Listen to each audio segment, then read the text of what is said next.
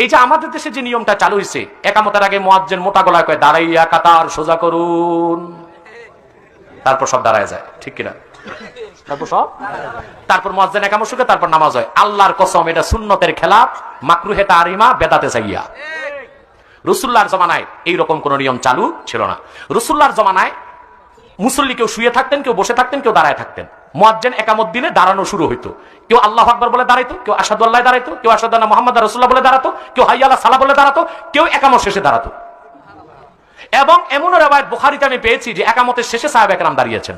সহিহ Bukhari, মাকতাবাতুর Rashad, Saudi আরবের ছাপ, প্রথম খণ্ড, 120 পৃষ্ঠার হাদিস।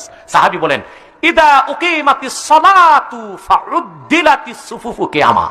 রাসূলুল্লাহর জামানায় একামত শেষ হলো, তারপর দাঁড়িয়ে কাতার সোজা করা হলো। বুঝতে পারছেন?